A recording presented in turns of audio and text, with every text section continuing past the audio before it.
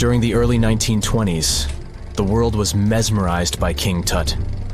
A British archaeologist, Howard Carter, discovered the young pharaoh's tomb in Egypt's Valley of the Kings, 1922. But the public wasn't only interested in gold and jewelry. The press wrote about the curse of the pharaohs, but was it true? Was an ancient curse really the reason everyone entering the pyramids lost their lives? At the time, this was the only explanation for a series of unexplained passings. The man present at the opening of King Tut's burial chamber, George Herbert V, Earl of Carnarvon, lived only 5 more months after the discovery. He had also sponsored the dig. In comes Sir Arthur Conan Doyle. You probably know of him, the English writer behind Sherlock Holmes. He claimed that an evil elemental caused the explorer's demise. He must have been joking, right? Unfortunately, no. The newspapers continued to blame the pharaoh's curse after every Egyptologist left this world. These are the scientists who study the ancient cultures of Egypt. The archaeologist who opened King Tutankhamun's tomb passed away full 17 years after the discovery. The reason for it wasn't a secret: Hodgkin's disease. Yet again, journalists around the world wrote of a curse. This was getting ridiculous. But science must have had a rational explanation, right? Well, it did. And that explanation was common mold. Harmful fungi, Aspergillus, can survive for ages in sealed tombs. When humans inhale them, there's a high risk of infection in people who have a weakened immune system. Today, doctors believe this is what happened to the unfortunate explorer more than a century ago. Scientists now know that this type of fungi grows especially well on grain. And King Tut's tomb was full of offerings in the form of baskets full of raw grain and bread. Researchers discovered other varieties of fungi on ancient Egyptian mummies. These molds can easily cause some nasty consequences for humans. The danger of rotting organic material is real. Just look inside your fridge. Any food leftovers you have there start to go off after just 3 to 4 days. You can imagine what happens to food in a sealed chamber after thousands of years. Food is just one kind of organic material. There is also wood. If you expose it to water or even moisture in the air, it starts to deteriorate. You don't have to travel to Egypt to see the effects of this process. Any abandoned building in your neighborhood can serve as an example. When a piece of wood gets wet and has no way of drying out, there is going to be damage. From fungi to wood-boring insects, the list is long. Rotten wood presents a huge structural issue. Beams and floor panels are all made of timber, so you better not go inside a failing building. You can easily lose your footing. But this is just the tip of the iceberg. The building materials since the time of the pharaohs have changed, but so have the dangers. One of the best examples is asbestos. Until the 1970s, most home insulation materials contained this substance. It was in everything, from boilers to soundproofing. This microfiber provided excellent heat insulation. But then, the United States banned asbestos in 1989. The UK did the same a decade later. The reason for it is that asbestos becomes a health hazard when it gets damaged. When humans inhale asbestos fibers, they can get seriously sick. Abandoned strictures are full of this material, and there is no one to maintain them. You see the danger now. Another material is also common in old buildings: lead. Ancient Romans used lead piping to channel spring water into their homes. They also cooked in lead vessels, which was probably not the wisest of choices.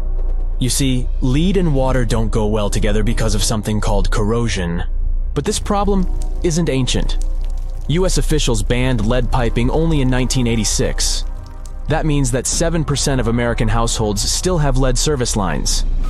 And this is not the only source of poisoning.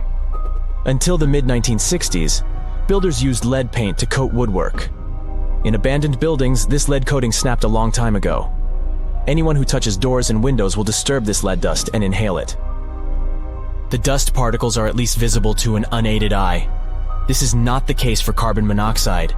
This gas has no color, so you can't see it. It has no odor, so you can't smell it. No way to detect a carbon monoxide leak at all.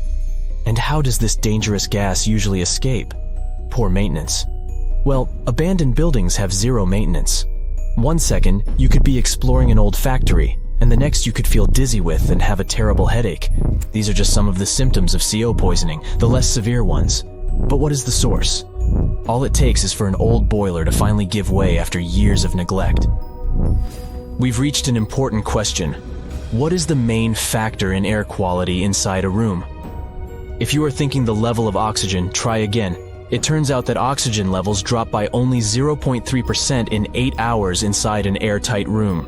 This is a room in which doors and windows are sealed with tape, so the decrease is even smaller in normal conditions. Oxygen isn't the main problem. The levels of carbon dioxide rise sharply inside a sealed room. This is the direct result of human breathing. We inhale oxygen and exhale CO2. Think of it as a waste gas. Normally it's only a tiny portion of the air we breathe, 0.04%. But in a sealed room, high levels of carbon dioxide will make you feel drowsy. And that's the last thing you need when inside a dilapidated building. Carbon dioxide will decrease your ability to think clearly. Researchers from Harvard did an interesting study in 2016. They had office workers come in 6 days in a row to complete a problem-solving test. During the week, they gradually raised the carbon dioxide levels in the mock-up office. The results of the same test kept getting worse over time. There are many factors at play, but CO2 levels definitely had an impact on the workers' problem-solving ability. The test took place inside a typical office environment, not inside a crumbling building where visitors must watch their every step. When I say visitors, I really mean trespassers, and trespassing is a criminal offense in the United States. This goes both for private and public property. If you defy the law, you can be fined up to $5,000 or even face lockup time. That should make you think twice before jumping over a fence with a no trespassing sign. But again, you might not be the only one inside. You can never know who else is in the building. Perhaps a person up to no good? It doesn't have to be a person at all. Animals can pose a threat as well. You would be startled if you saw a rat, for example. But the poor animal would be scared as well. It might bite you. The list of diseases rats carry is pretty long. But rodents' teeth can cause other forms of damage. They grow constantly, so the animal has to constantly nibble on something to stop them from overgrowing. If you ever felt peckish at 1 a.m., you know the feeling. Electric cables are high on the rodents' menu. Abandoned buildings have plenty of those. Old wiring is dangerous on its own. Structures erected before 1984 often used wires made out of aluminum. Today, copper is the standard because an aluminum wire is 55 times more likely to catch on fire than a copper one. Flipping a switch in a rundown building can cost you your life. Be on alert for telltale signs that something is wrong. Lights that flicker, sparks from sockets, and the smell of smoke. And yeah, don't count on an earth cable to protect you from electrocution. Ground cables became standard only in the 1960s. They found the tomb of a royal doctor who lived over 4,000 years ago, a man who held pharaohs' lives in his hands. This man knew secrets that only deities and kings were allowed to hear. And yet, when they opened his tomb in 2024, there was no body.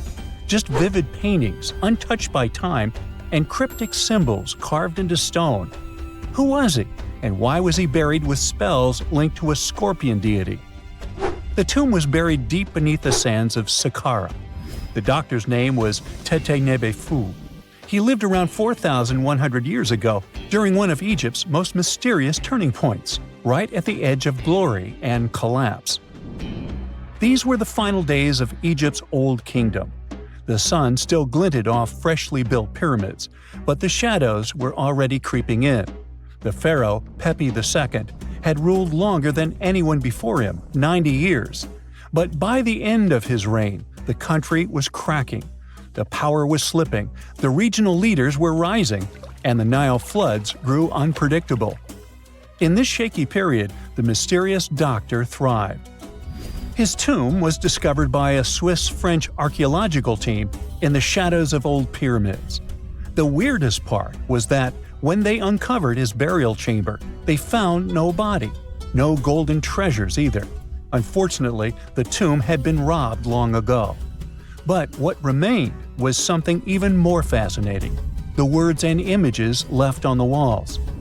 The paintings are still vibrant, bright colors that somehow survived all those years underground.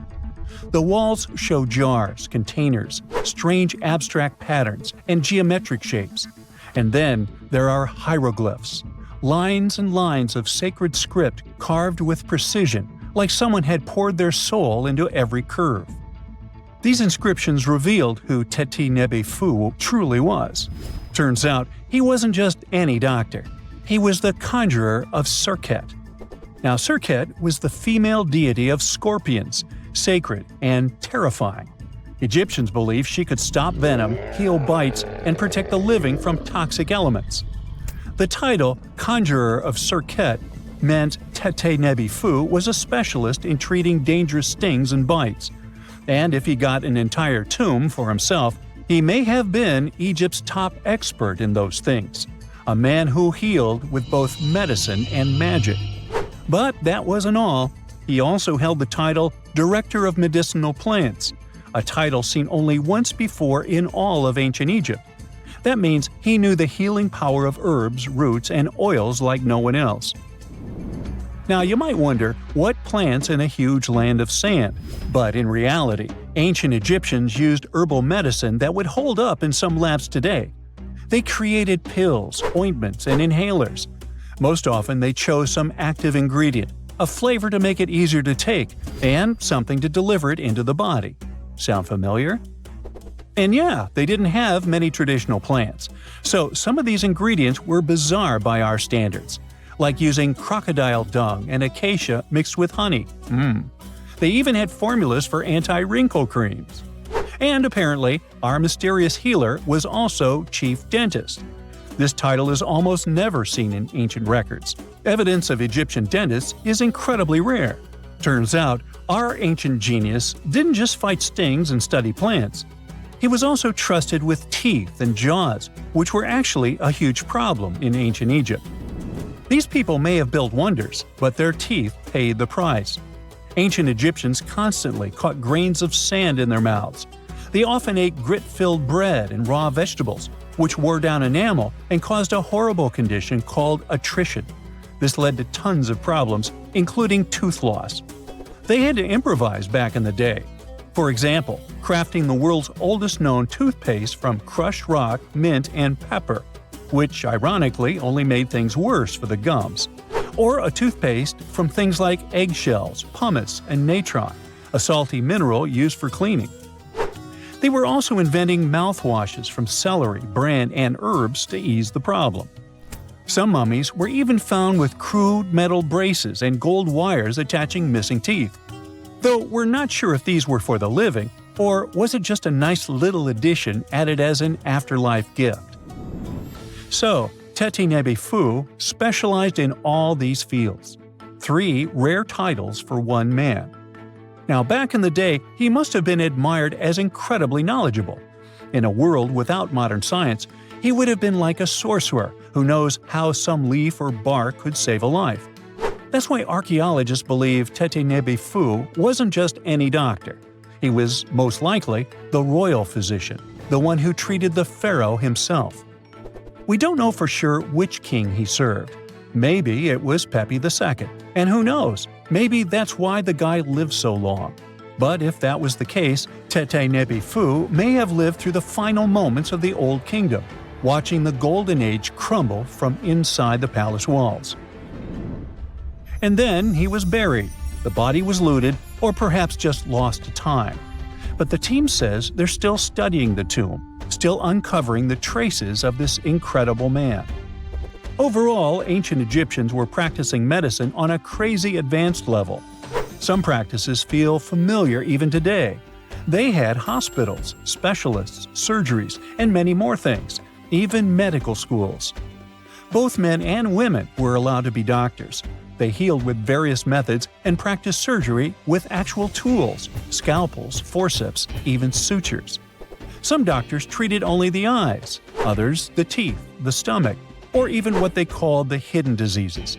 They knew how to clean and dress wounds, could set broken bones using splints made of wood or reeds wrapped in linen, and even prevented infections. There were even proctologists.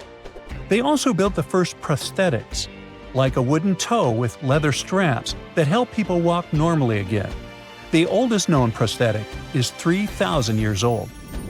Now, the most shocking part is how they actually even tried to remove tumors. A recent study looked at a 4,000 years old skull. It belonged to a man in his 30s. There were signs of past tumors, and around 3 of them, there were marks, surgical cuts made with a metal tool. That suggests someone attempted to remove or study them, maybe treatment, maybe an autopsy. There was another skull of a woman over 50 years old. It also showed similar signs, but with healed fractures from an earlier injury, which is amazing because her treatment might have actually been successful. Being a healer in this society meant something powerful. It meant being a priest, a scientist, and a magician all at once.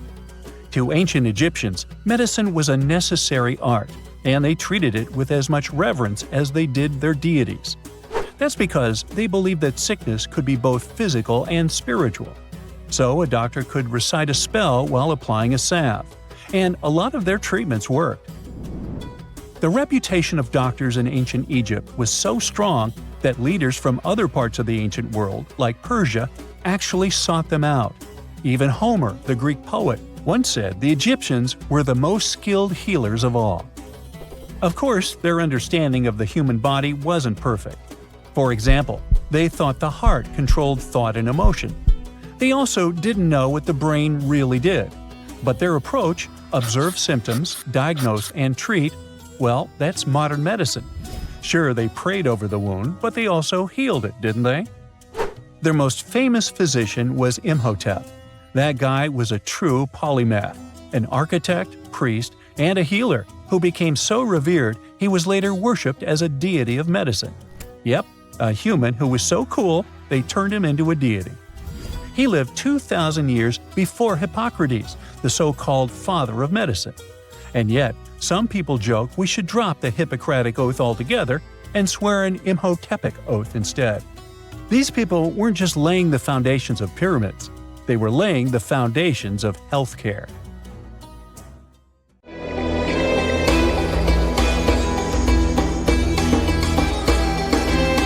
The Great Pyramid was created as the final resting place of ancient Egyptian monarch Khufu. According to legend, French leader Napoleon entered the Great Pyramid and came back out looking shaken and super pale. He never revealed what he saw inside, but whatever it was is said to have affected him for the rest of his life. When Napoleon entered the pyramid, he would have walked through a super tight and ascending passageway.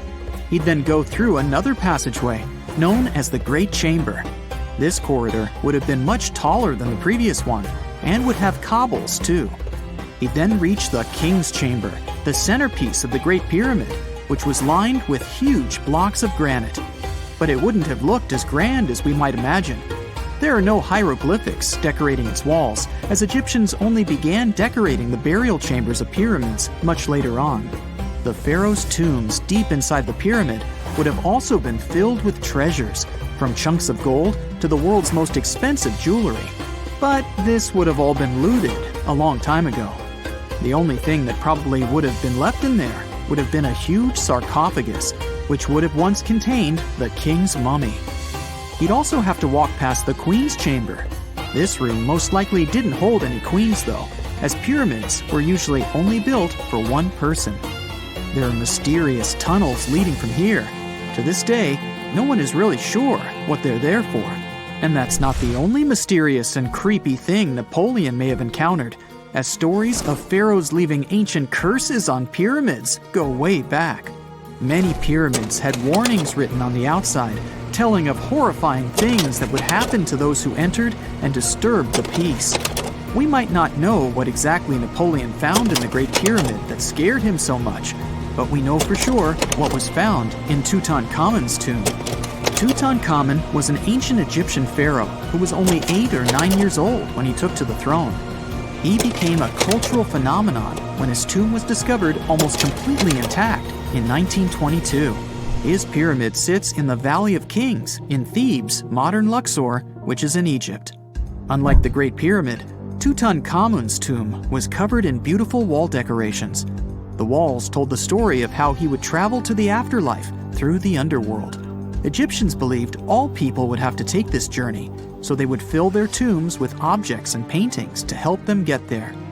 There'd also be spells painted on the walls. They believed this would help people pass over to the next realm. The journey would be pretty long, and for that reason, the ancient Egyptians would also fill the pyramids with food. Tutankhamun's pyramid was filled with 8 fruit baskets. They even found something called gingerbread fruit in there. The rooms were jam-packed with furniture, statues, clothes, and staves, amongst a whole bunch of other things. You'd likely find a lot of clothes and expensive jewelry in the pyramids as well. The ancient Egyptians wanted their ancestors to travel in style to the afterlife. They put Tutankhamun in his final resting place with over 50 pieces of clothing, all of the highest quality. There were tunics, scarves, gloves, and headdresses, and a ton of jewelry. Bracelets, pendants, necklaces, rings, and scarabs for protection were all found inside. Each of them was made of gold or precious stones. There were also fans made of ostrich feathers to keep the old pharaoh cool in the hot Egyptian sun. But the temperature inside the pyramids never actually went above 68 degrees Fahrenheit. The ancient Egyptians developed a super cool air conditioning system that we don't fully understand even today. Tutankhamun's pyramid also contained 130 walking sticks made from ebony, ivory, silver, and gold to help him on his journey. There were 3 chariots hidden away in case he got tired of all the walking. They also put 11 boat paddles inside, but there was no sign of any boat. The pyramids would be littered with the pharaoh's favorite scents and perfumes. During the excavation of Tutankhamun's pyramid, it quickly became clear that it had been robbed during ancient times. There was damage to doors and traces of oils left in empty jars.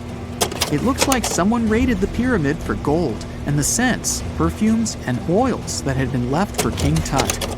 There was still a bit of perfume, which was made from coconut oil and frankincense, left in one bottle. It seems like Pharaoh Tutankhamun loved board games.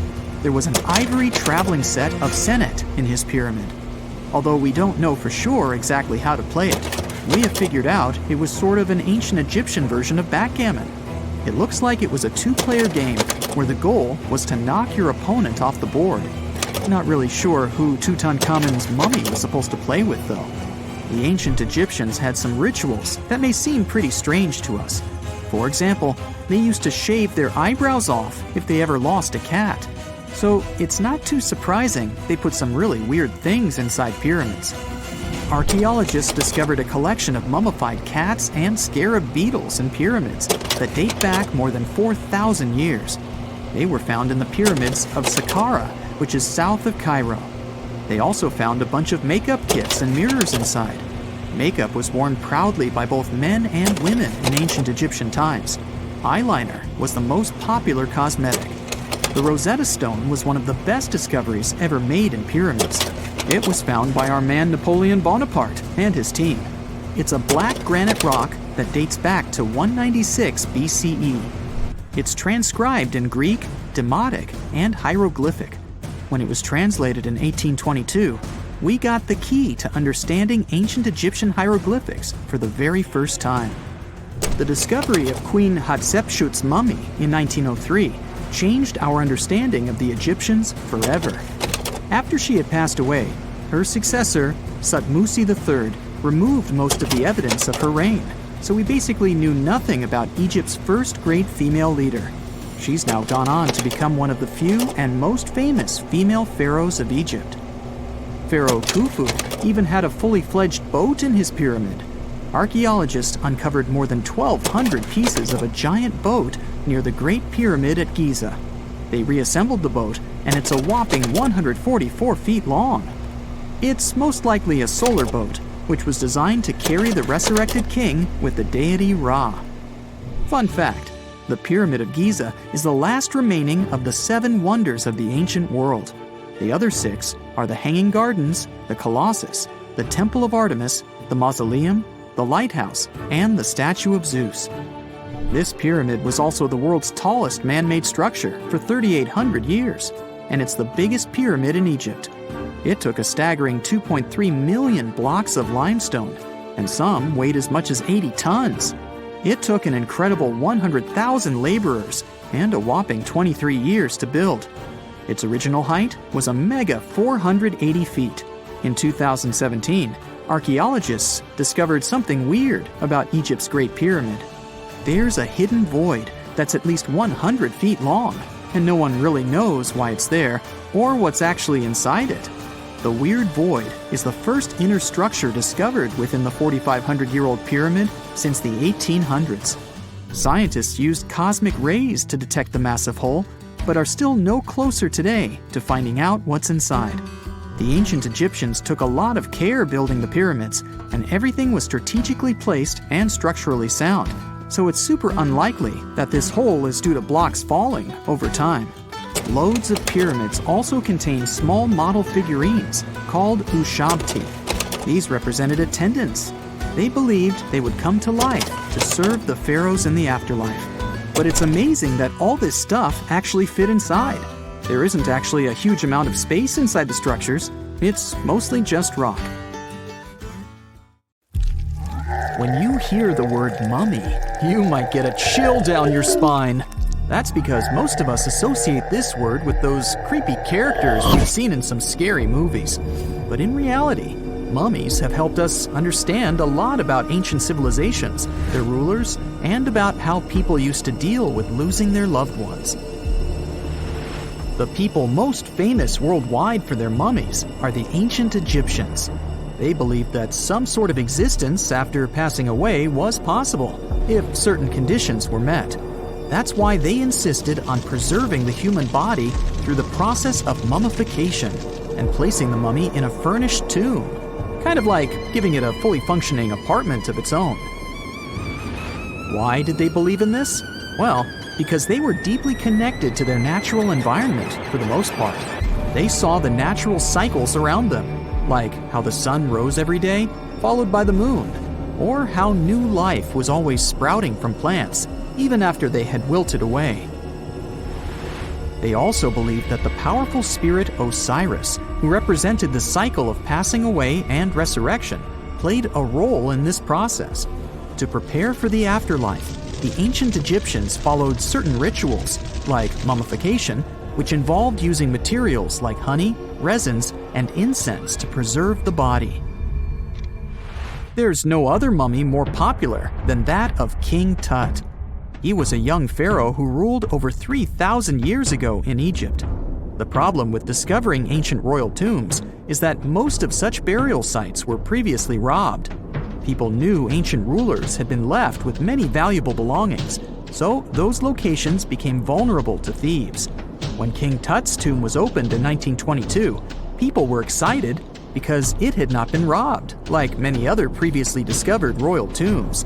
That's how well hidden it was. Inside, his mummy was encapsulated in a total of 3 coffins, including one made of gold. The objects found in his tomb showed us what ancient Egypt was like, and studying his mummy also helped us learn about the culture and practices popular at the time when he passed away. We also learned about his family by looking at his DNA. Scientists were able to discover that he had had a disease called malaria and a problem with his foot that might have made it hard for him to walk. Ramses II was another pharaoh in Egypt who ruled for 68 years, which was quite a lot back in the day. He was known for his expansion campaigns and building projects. Many objects from his time as a ruler still exist today, including a large statue of him. Ramses II was about 6 feet tall and lived to be about 90 years old. After looking at his mummy, scientists concluded that he may have had a medical condition that affected his spine. Now, remember those thieves I mentioned before? They are probably the reason why Ramses II ended up in a plain coffin in a secret collection of royal mummies at Deir al-Bahari, which was rediscovered in 1881. Thankfully, archaeologists were able to identify him because his journeys had been recorded on his wrappings. The process was really tedious too. In fact, in ancient Egypt, the mummification process could take a staggering 70 days to complete. A special person would say a very specific speech while delicately handling the body and drying it out using a type of salt called natron. They also used linen and resin to make the body look more lifelike and to wrap it in cloth. The tomb was equally as important for ancient Egyptians. The walls of King Tut's tomb, for example, were adorned with intricate artwork that depicted his journey to the afterlife, from his burial procession to his passage through the underworld. The ancient Egyptians believed that everyone made this journey after passing away, and they filled their tombs with items and paintings to help the person in their spiritual travels. Additionally, the walls of the tomb were decorated with spells from a special book, which contained a collection of poems that the Egyptians believed would help people reach the afterlife. And speaking of how important this journey was, people also placed food in these ancient tombs. In King Tut's tomb, archaeologists discovered 36 jars of vintage beverages and 8 baskets of fruit, which were believed to be left there to help him in his journey to the afterlife. The Egyptians believed that traveling to the afterlife took a really long time, so they left a lot of supplies, such as food and water, to sustain their loved ones. Pharaohs also generally had numerous luxurious garments and beautiful jewelry in their tombs to ensure that they would have a fashionable journey. These items included various types of linen clothing, such as tunics, scarves, gloves, and headdresses, as well as a lot of gold jewelry with precious stones, like bracelets, buckles, pendants, necklaces, rings, and even precious depictions of insects for protection. Some were also deposited with fans made from ivory and ostrich feathers to keep them cool in the afterlife. Some ancient rulers were even placed in their forever apartments along with boats. For example, Pharaoh Khufu built the Great Pyramid at Giza as his tomb, and a large ship was found inside. King Tut, however, was buried with multiple boat paddles, but no actual boat. Instead, he had 3 chariots and numerous walking sticks made of precious materials, perhaps indicating he'd rather travel to the beyond by land, not by water. Amongst the most interesting objects found near ancient mummies are bottles of oils and perfumes. If rulers were supposed to be fashionable, why not smell nice too, right? Also, some of them had some ancient kinds of board games, most of them made out of precious materials like gold or ivory. One of those games was called Senet. It was very popular amongst the ancient Egyptians and very similar to modern-day chess. The ancient Egyptians may have the most famous mummies out there, but they weren't the first to invent the procedure. In fact, it all started in South America with an ancient civilization named the Chinchorro. As far as we know today, these people were the first to mummify their loved ones that had passed away. They did it somewhere around 2,000 years before the Egyptians started their own rituals.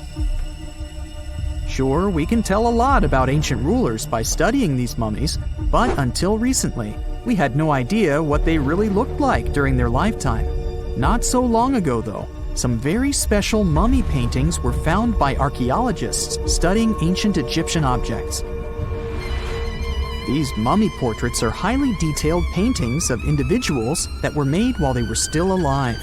Such paintings were often painted on wood, as opposed to the classical portraits we all know about, which are painted on canvas.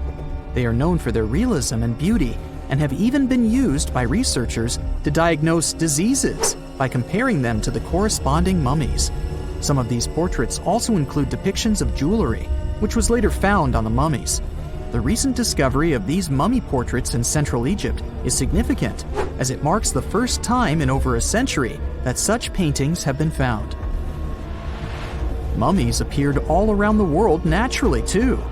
Mummification can occur without people intervening because of natural conditions, like extremely cold or hot environments, places with a lack of oxygen, or accidental exposure to chemicals that preserve the body. These conditions don't allow bacteria to grow, resulting in the body remaining more or less intact. Famous Otzi was one of these mummies. We know today he was a man who lived around 5,000 years ago in Europe. But upon his discovery in the Alps in 1991, Austrian authorities initially believed that he was a modern mountaineer because of how well preserved the body was.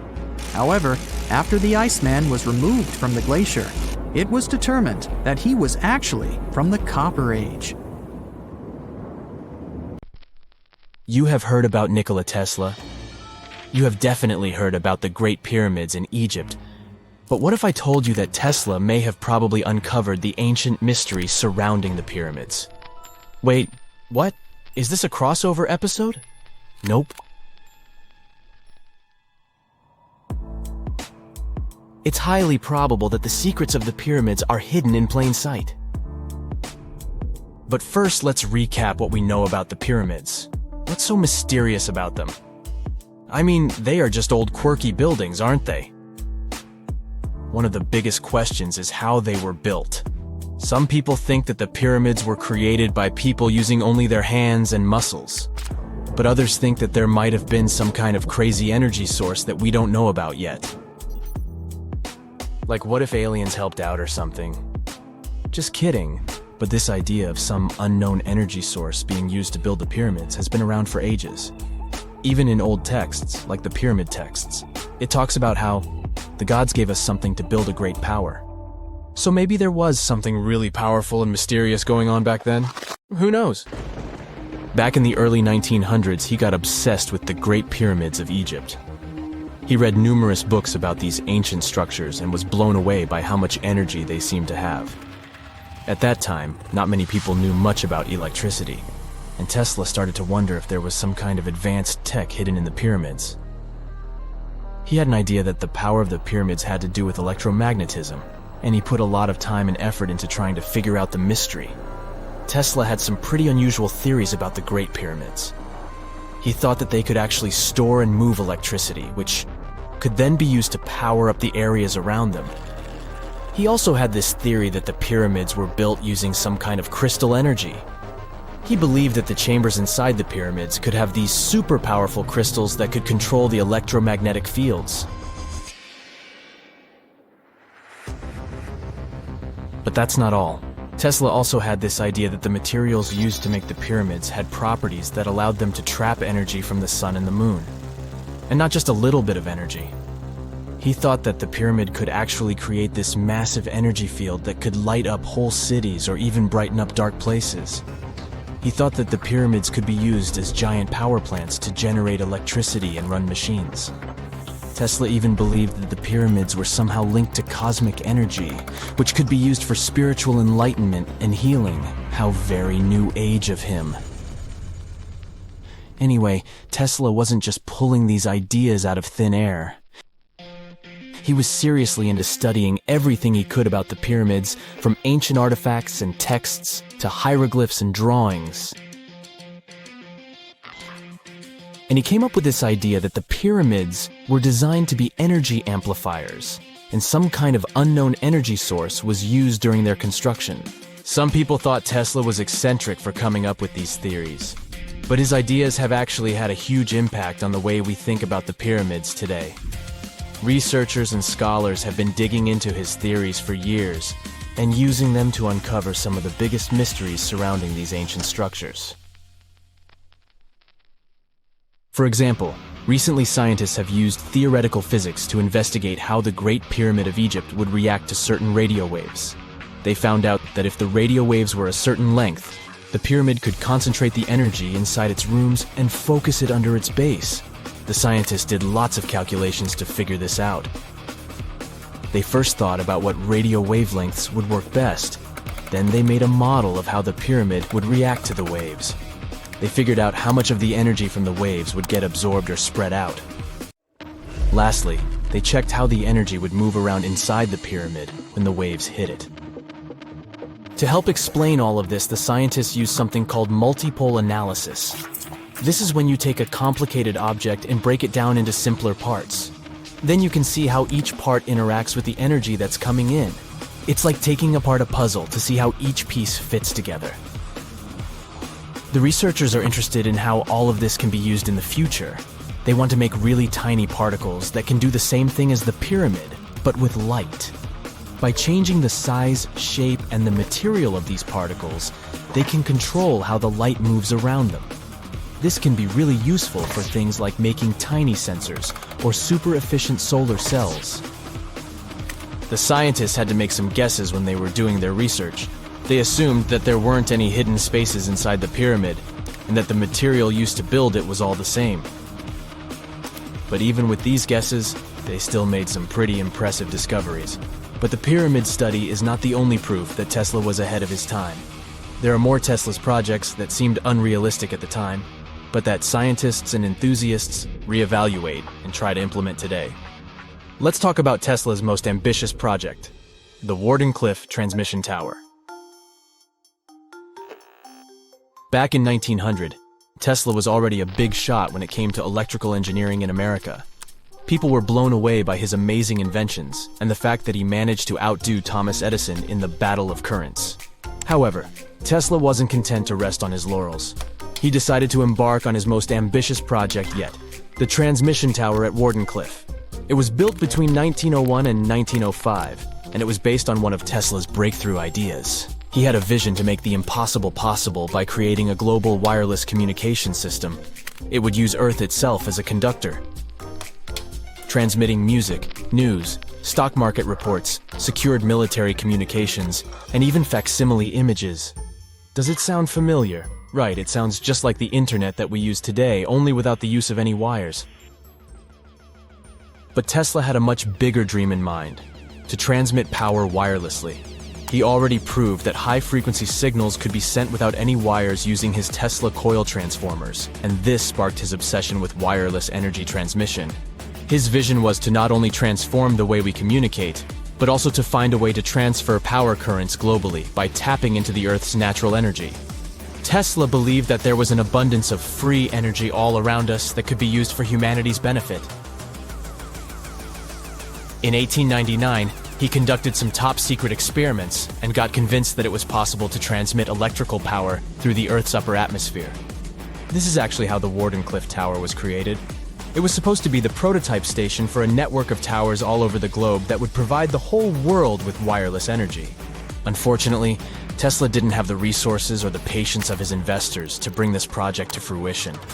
It ran into all sorts of financial problems and roadblocks, and in 1917, the unfinished tower was finally torn down for scrap metal to pay off Tesla's mounting debts. Now it remains a sad reminder that even the greatest minds can sometimes fall short of their dreams. The original red brick laboratory, however, is still there, and it is the only Tesla lab that has survived. Fun fact, in 2017, a film crew made a crazy discovery. They used ground-penetrating radar to explore the area around Wardenclyffe, and they found a whole series of tunnels stretching for hundreds of feet underneath the site. Nobody knows exactly what these tunnels were used for, but people have been speculating for years that they were part of Tesla's grand plan. Wardenclyffe, of course, is a major landmark for Tesla enthusiasts from all over the world. Who knows? Maybe someone will finally crack the mystery of the tunnels one day. But even if they don't, the legacy of Tesla and his amazing ideas lives on. Unlike many other ancient Egyptian burial grounds, King Tut's tomb stayed hidden and free of unwanted thieves for 3,000 years.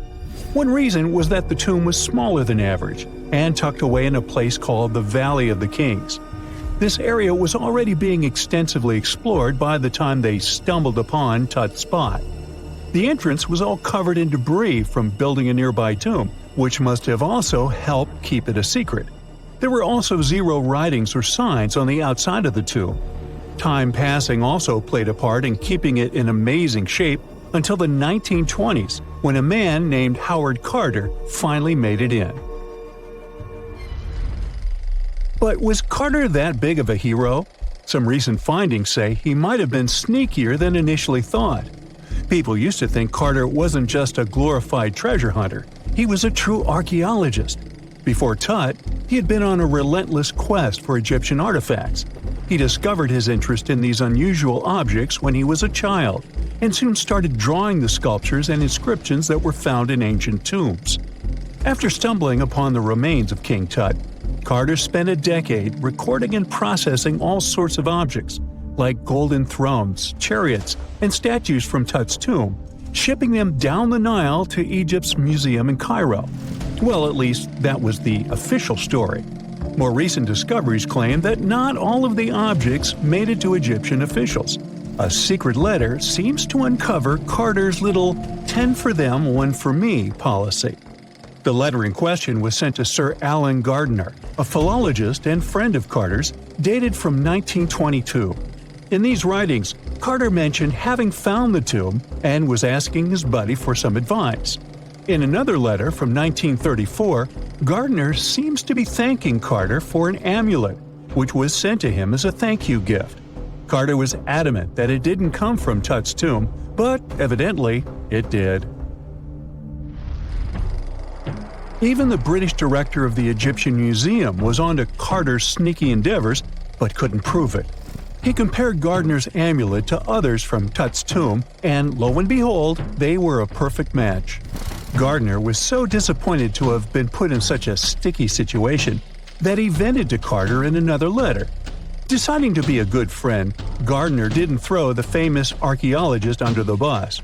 Instead, he advised Carter to take those stolen goods back to Cairo, just like he'd advise you to like this video and subscribe to the Brightside channel for more amazing videos on the most unique topics in history. It's not the only shady piece of information on Carter's post-discovery behavior.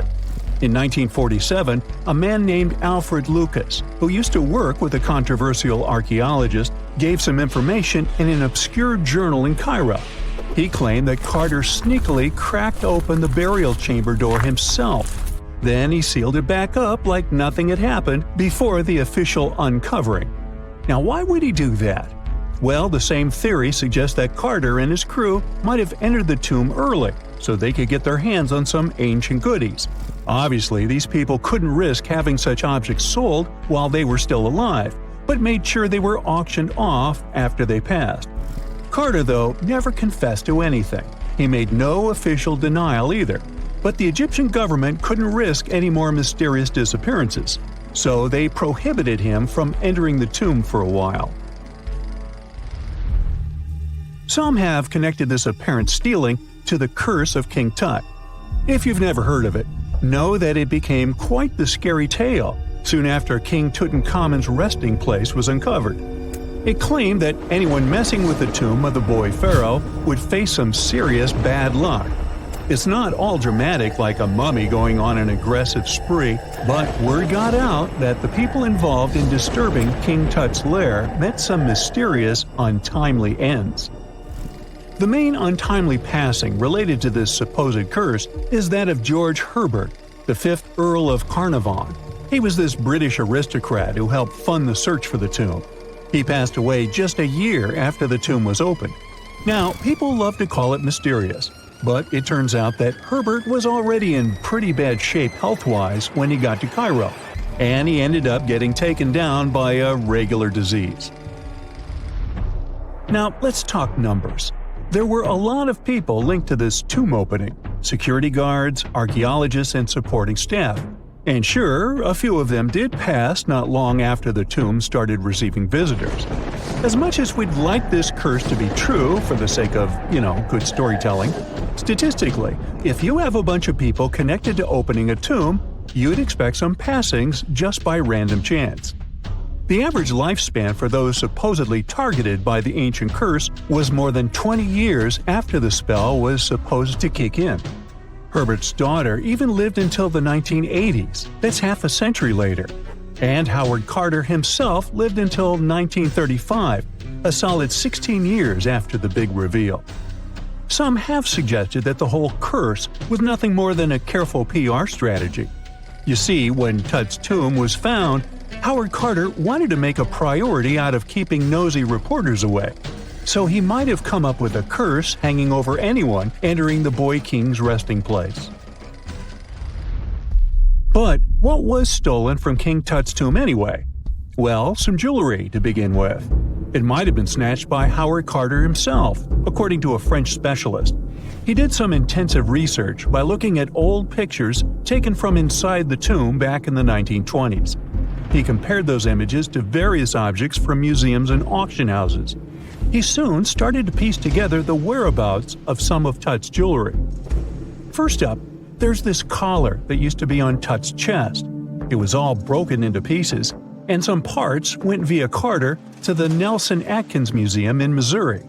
Meanwhile, other bits ended up on a necklace owned by some unnamed people who tried to sell it in 2015 but failed. Even the Nelson Atkins Museum agrees as they've confirmed the information on their website. Then there's a headdress piece. Some beads from it that once belonged to Tut apparently got stolen by Carter too. They were also strung into a necklace and are now being held at the St. Louis Art Museum. Another fancy collar made out of glazed ceramic magic spent some time at the Met, far away in New York. Thankfully, it was sent back to Egypt a bit over a decade ago. This seems to have been, as you'd expect by now, also stolen by Carter. Missing artifacts aside, King Tut still gave a ton of amazing objects that helped us learn more about this incredible ancient culture. Starting with the famous burial mask. It's this massive 21-inch gold art piece with semi-precious stones and glass paste. It weighs 22 pounds and showcases the boy pharaoh with a long beard and a headdress with a cobra and vulture. On the back, there's this spell from an important ancient Egyptian spiritual book that's supposed to make sure it works just as well in the afterlife. Tut was also apparently a board game enthusiast. They found 4 board games in his tomb, some made of ivory. Archaeologists also found a pair of gold sandals, though you'd imagine they were more for show than for comfort. In fact, the pharaoh probably never wore them in his lifetime. Now, speaking of fashion items, it turns out Tut was quite the fancy ruler. They even found a mannequin in his tomb that was used to pick out, adjust, and store his outfits and jewelry. The boy king seemed to have also enjoyed some music, based on the 2 trumpets historians found in his tomb. Though they were played back in 1935 in a BBC broadcast, the instruments are today considered too fragile to be maneuvered. Most people know that pyramids were built as grand tombs for the pharaohs, designed to ensure they had a smooth journey to the afterlife.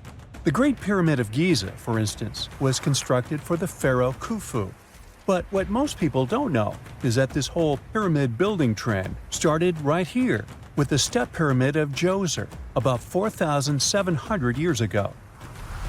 This massive structure was built for Pharaoh Djoser, a ruler from Egypt's 3rd dynasty.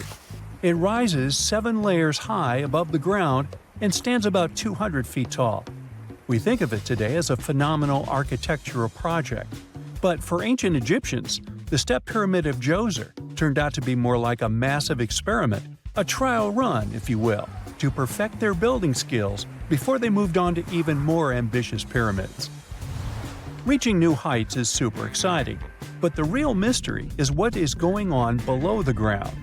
In this pyramid's underground labyrinth, there is a network of tunnels stretching about 3.5 miles long, and some researchers believe these tunnels might have been part of a sophisticated water system that could completely change what we think about pyramid construction. Let's talk about this massive complex located in Saqqara. Surrounding the pyramid, there's what's known as a dry moat, a continuous trench that is up to 164 feet wide and almost 2 miles long. It forms a sort of rectangular shape around the pyramid. This trench has an average depth of about 65 feet. Now, if you were to add up all the earth and rock they dug out to create this moat, it would be about 10 times the volume of the step pyramid itself.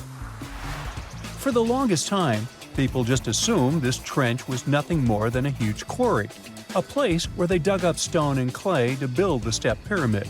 Makes sense, right? But when you take a closer look, it doesn't add up. The trench is too narrow and deep to be practical for mining, and its layout doesn't match anything we know about ancient Egyptian quarrying methods. Plus, some sections of the trench are actually covered with a rocky ceiling, which would have made it nearly impossible to use as a quarry. Another theory suggests that the dry moat had some kind of spiritual significance. Maybe it was a sacred place, where souls of nobles gathered to serve the late king in the afterlife. There are even niches in the walls that work as a hint at this spiritual function. But most researchers believe that this purpose likely developed much later, long after the complex was built for Djoser. So, what was the moat really designed for? In 2020, a researcher came up with a pretty intriguing idea. It is possible that this trench was actually designed to collect and manage water, especially after heavy rainfalls, Now, that makes sense when you consider the location. The moat sits in an area that could easily have been flooded by runoff water from nearby plains. This could also explain why the trench wasn't used for new graves until much later when the climate became drier and less prone to flooding. The story becomes even more intriguing as this trench appears to be part of a larger, more complex hydraulic system within the Djoser complex. It is like the trench has several compartments, carefully carved out of the rock and connected by tunnels. These compartments likely served as a part of a water treatment system, where water would flow from one compartment to the next, getting cleaner as it moved along. Now, here is where things start to tie into the pyramid itself. The Djoser complex has a series of underground shafts, and some researchers think that water from the moat's deep trench might have been used to power a hydraulic lift system, and this giant water-powered elevator could have been used to raise the heavy stones needed to build the pyramid. It worked like a volcano, but instead of lava, water did the heavy lifting. Imagine a big deep hole in the ground at the center of the pyramid site. Inside this hole, there was a huge wooden platform, kind of like a giant raft that could move up and down. When the workers wanted to lift a heavy stone, they would fill the hole with water. As the water rose, the wooden platform started to float up, carrying the stone with it, almost like a giant water-powered elevator. When the stone reached the right height, the workers slid it off the platform and onto the pyramid. The idea is that water from the deep trench, after being cleaned and filtered, would flow into these shafts. A massive float, possibly made of wood, would then rise as the water filled the shaft, lifting the stones up to where they were needed for construction. Once the stone was in place, they'd let the water out, lowering the platform back down to the bottom, ready to lift the next stone.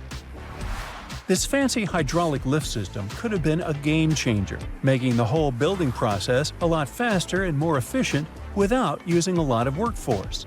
It is like the ancient Egyptians were already embracing the whole idea of work smarter, not harder. But of course, not everyone is on board with this theory. Some experts argue that the area where the step pyramid of Djoser was built couldn't have held enough water from occasional rains to maintain such a fancy hydraulic system. The main theory suggests that, in the past, there might have been some kind of lake nearby that would have filled up after a period of rain, and this lake could have supplied water to the complex's hydraulic system. But there is no mention of such a lake in any ancient Egyptian writings, so it might be more of a what-if situation than a reality. And then there's the issue of the hard work itself.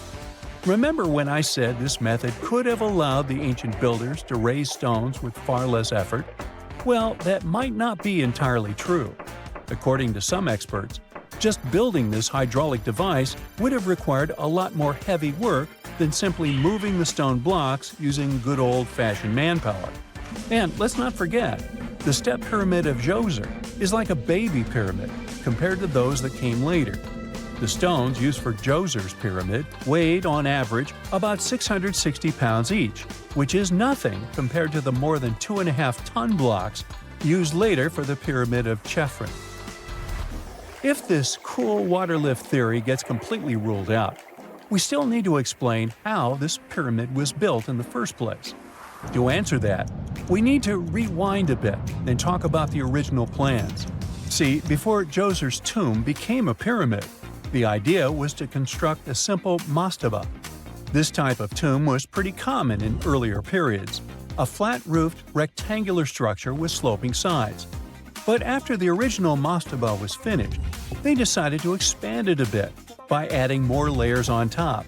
And then they added even more layers, until the construction reached 6 distinctive steps, each one smaller than the previous. And they probably did all this by raising those heavy stones using ramps, not a water-powered elevator. There is still so much we don't know about the step pyramid of Djoser. More research is definitely needed to fully understand how this system worked, or if it even existed at all. But the idea of using water to help build the pyramid adds a whole new layer to our understanding of ancient Egyptian engineering. It's a powerful reminder of just how clever and resourceful those builders were, using the natural landscape and the power of water to create one of the most iconic monuments in history.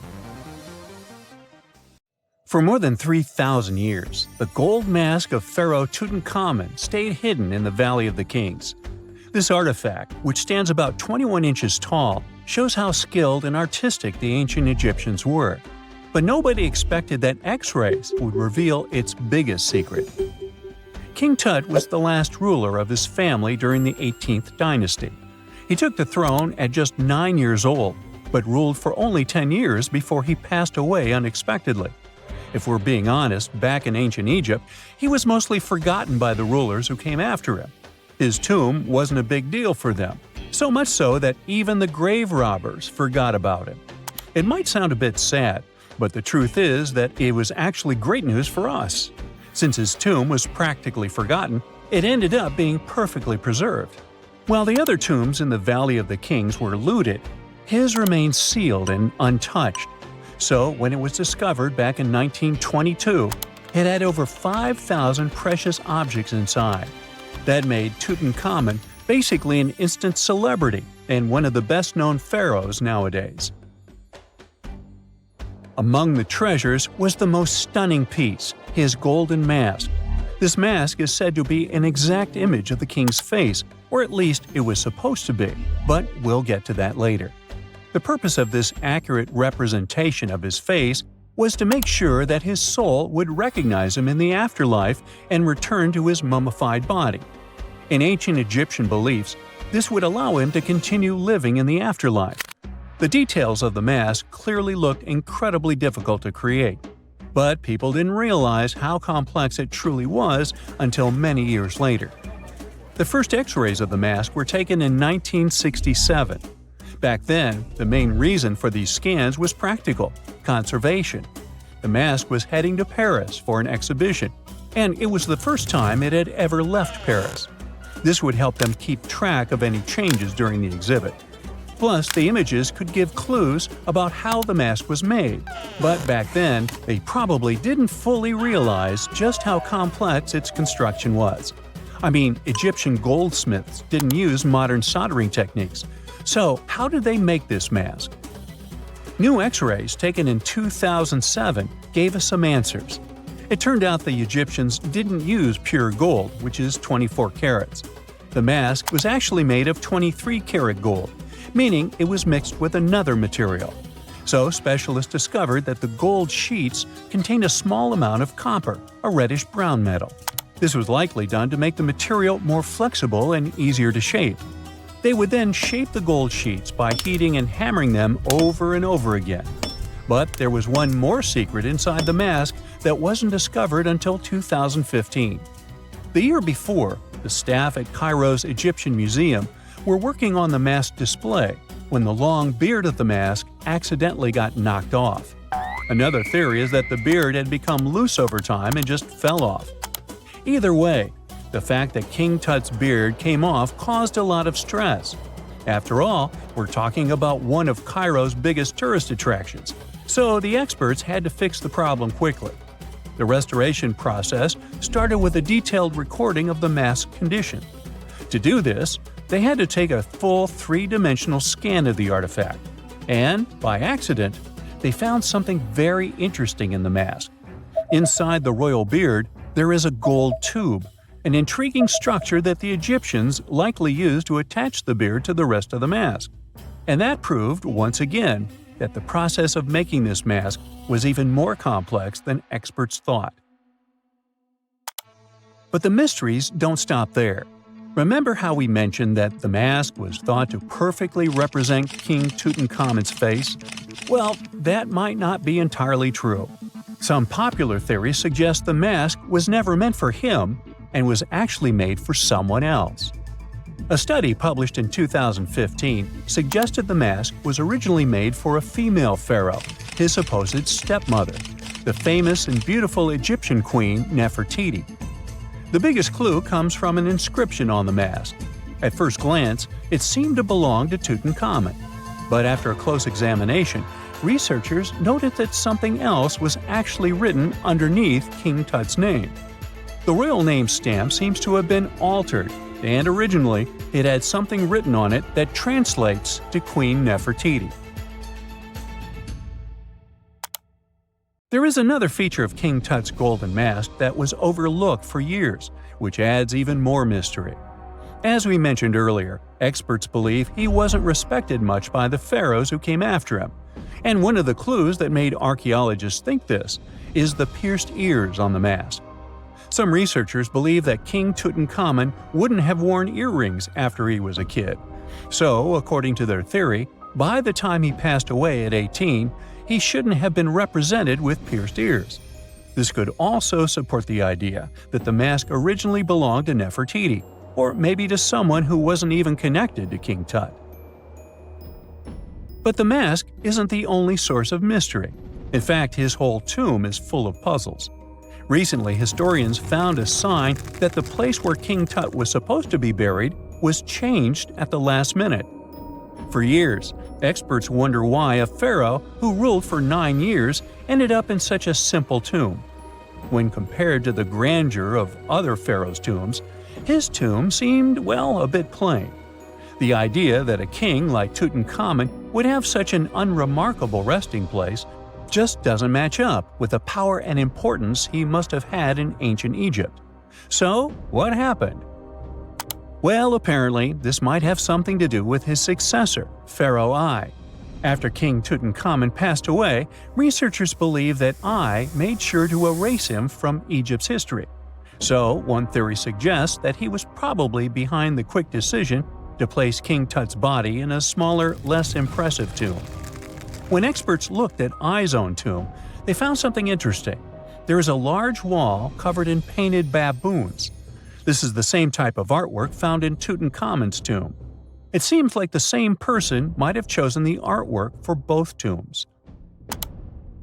Now, the design and decoration of the two tombs are almost identical, suggesting there was a shared hand behind both.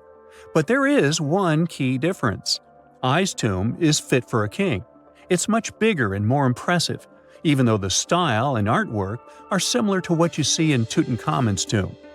So the theory suggests that I decided what went into both tombs. Since Tut passed away unexpectedly at a young age, his grand tomb wasn't finished in time. Normally, pharaohs start building their tombs while they're still alive to make sure everything is perfect. But Tut passed away when he was just 18, so there wasn't enough time. I may have taken advantage of the situation, ordering a smaller tomb for Tut and keeping a larger one for himself. Experts believe this theory explains why Tutankhamun's tomb is so simple and how I managed to wipe his memory from history so easily. But in the end, the story of King Tut's mask and tomb is full of mystery and intrigue. Each new discovery sheds more light on what really happened all those years ago. But one thing is for sure, the secrets of ancient Egypt still have much to reveal, and King Tutankhamun will continue to fascinate people for years to come. Miles and miles of yellow sand, treeless mountain ridges, and scorching hot sun over your head. And suddenly, something you'd never expect to come across in a barren desert. A small group of overexcited people. They're as happy as you would be if you'd won a lottery. They've just found an ancient tomb, once flooded with its walls in bad shape. But the stuff they discovered inside proves that this is the burial site of one of Egypt's most mysterious pharaohs. Historians have been hunting for his tomb for years, but no one expected it to hide ancient treasures. Fast forward. After careful examination of the site, Egyptian officials have announced the discovery of the tomb of King Thutmose II. It's the last missing tomb from Egypt's 18th dynasty. And this is also the first royal tomb found since King Tutankhamun's was discovered in 1922, in more than 100 years. A team of Egyptian and British archaeologists found the tomb in the Theban Mountains area, west of Luxor, near the famous Valley of the Kings. Before this, the site was only known as Tomb C4, but during their excavation, the team found clear evidence proving it belonged to King Thutmose II. Archaeologists actually found the entrance and main tunnel leading to the tomb in 2022. But at first, they thought it belonged to a queen because it was near the graves of Thutmose III's wives. It was also close to Queen Hatshepsut's tomb. Originally, it was prepared for her when she was just a royal wife, but everything changed when she became pharaoh. But we'll talk about this twist of fate a little later. But soon they realized that their discovery was much more significant. They found alabaster jars with Thutmose II's name and the words "deceased king" written on them. That's when they realized that the tomb was actually his final resting place. Sadly, Thutmose II's tomb has seen better days. According to the head of Egypt's antiquities sector and the leader of the Egyptian excavation team, the tomb suffered major damage from ancient floods not long after the pharaoh's death. Water swept through the burial chamber, likely destroying or displacing many of the original artifacts. Much of what had been once inside the tomb was moved elsewhere in an attempt to salvage it. The researchers found out that the tomb had a basic design, with an entrance, a sloping main corridor, and a burial chamber. The corridor was coated in white plaster and rose about 4.5 feet above the floor of the burial chamber.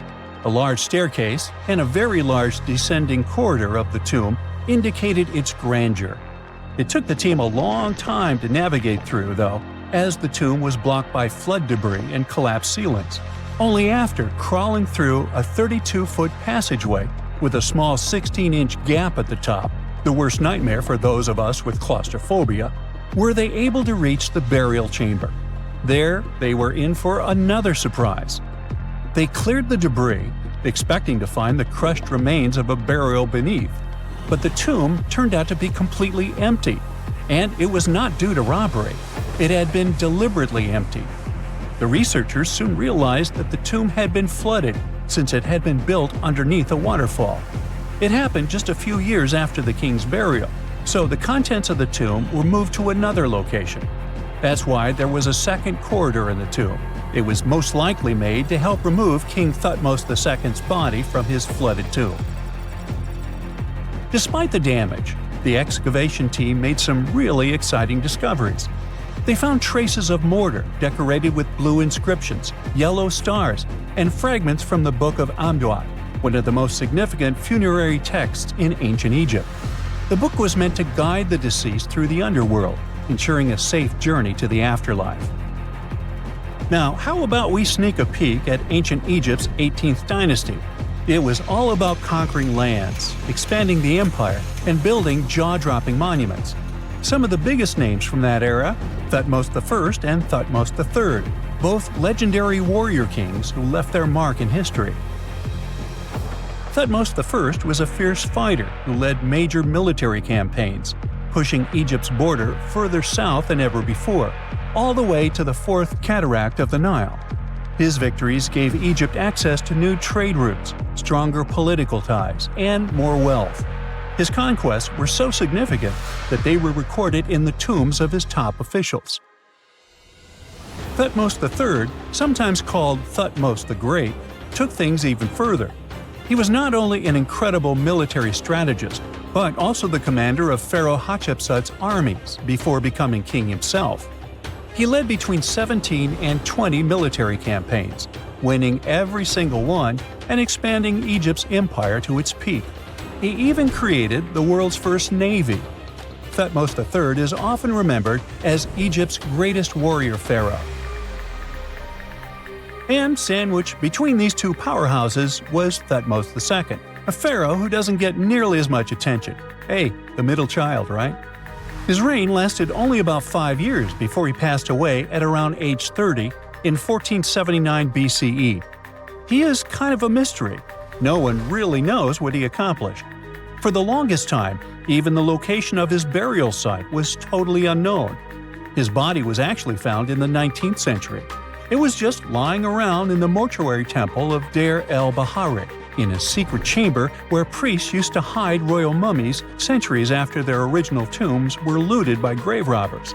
In other words, Thutmose II's body must have been moved from his original resting place at some point in history to protect it. During his lifetime, Thutmose II made at least one major impact on Egyptian history. He married his half-sister, Hatshepsut. That might not sound like a big deal, but it helped her become Egypt's greatest female pharaoh after he passed. The catch? She kept her stepson, Thutmose III, off the throne for decades. When he finally took power, he erased her name from history out of spite. And still, Hatshepsut is one of Egypt's greatest pharaohs, no matter if you're talking about a man or a woman. She brought a lot of wealth and art to Egypt. She led a big trading trip to a place called Punt, where she brought back things like gold, ebony, and incense. She also made sure her name lasted by building amazing structures that we can still see today. At Karnak, she added huge obelisks. One of them is still standing tall. She also was the one to build the Temple of Dir al-Bahre with its countless columns. She was buried there. Interestingly, Hatshepsut was often shown in art as a man with muscles and a beard, like how pharaohs were usually depicted. But she made sure there was always something in the artwork that reminded people she was a woman, like calling herself Daughter of Re or His Majesty herself. When she passed away in 1458 BCE, Egypt wouldn't have a female ruler as powerful as her until Cleopatra, about 1400 years later. According to Egypt's Supreme Council of Antiquities Secretary General, isn't that a mouthful? Hatshepsut's name actually appears in Thutmose II's tomb, meaning she might have even handled his burial. As for their final resting places, well, Hatshepsut was buried in the Valley of the Kings, and Thutmose II's mummy is now in the National Museum of Egyptian Civilization, alongside other ancient Egyptian rulers. It gives visitors a rare chance to see the remains of a nearly forgotten pharaoh. Now, experts consider the discovery of his tomb to be one of the most significant in recent years. The artifacts found there add important details to our understanding of the history of the region and Thutmose II's rule. And even though the tomb's design is fairly simple and follows the same architectural style preferred by later Egyptian rulers, its historical importance is undeniable. In any case, the mission isn't over yet. Archaeologists are now focusing on solving another mystery. Where did the rest of the tomb's contents end up? The team is determined to continue their search. Who knows what other secrets they will uncover that have remained hidden beneath the sands for thousands of years. Whenever you hear about ancient ruins, you almost never picture them being suspended somewhere, or just randomly hanging on the branch of a tree, right? In fact, for most of the ancient artifacts we have exposed in museums all over the world, archaeologists did quite an impressive amount of digging. You see, buildings have this funny way of fading away over time if not properly taken care of. Sometimes we need to reuse some building materials, so an older construction may be sacrificed in the process. Other times houses are abandoned, and once they are exposed to the elements on the surface, like rain or sunlight, they don't really stand a chance. Some just simply crumble away due to good old erosion. So the only way a piece of architecture can survive the test of time is if it's somehow gotten buried deep down. Now, how did they end up buried in the first place? Well, it's quite the comedy of errors. Ancient cities had a habit of gradually raising their ground level like a kid adding toppings to their ice cream sundae. You see, these settlements were always busy collecting food and building materials to keep up with their ever-growing population. But hey, who has time to deal with waste and rubbish? It wasn't exactly high on their to-do list back in the day. So when it came to building new houses, ancient civilizations found it much easier to save their sweat and tears by piling up the rubble and constructing right on top. But that's not all. Rivers would also occasionally flood and deposit a layer of sediment on the city floors, further encapsulating those ancient constructions. And in those dry regions like the desert, where the wind likes to show off its sand and dust dance moves, you can bet it was a constant struggle to keep the establishments clean. One hilarious example is the Sphinx, which had its head buried in sand until a group of archaeologists unearthed it in 1817. Some ancient towns eventually got covered up because they were completely abandoned. With less human activity to control their expansion, plant seeds couldn't resist the opportunity and sprouted all over the place. They gobbled up carbon dioxide from the air and grew, adding more and more bulk to the ground. Those cheeky roots even decided to stabilize the soil made from decaying plant matter, creating layers upon layers of earthy goodness. It's like the ultimate DIY project Mother Nature embarked on, with plants as her loyal helpers. The act of digging into the secrets of ancient civilizations is not just about unearthing a lost world. It's also an epic quest to reveal the hidden treasures beneath layers of history. But how do archaeologists know where to dig in the first place? If everything is covered in layers upon layers of sediments, debris, and plant roots, they must have some sort of system they rely on before embarking on a new project, right? For starters, they're not always the ones suggesting an archaeological dig in a certain location. Let me explain. Let's say you're a contractor and you want to build a new fancy apartment complex in your city. Some local legislations have certain requirements before your project can start, though. For instance, before anyone starts building on a piece of land, they might need to bring in specialists to check the soil. These clever folks can be archaeologists, geologists, or paleontologists, and they need to keep an eye on things during development. If any artifacts or ecofacts, fancy word for organic remnants, are discovered, these experts swoop in to excavate and study them. But what about sites that have nothing to do with bulldozers and yellow hats?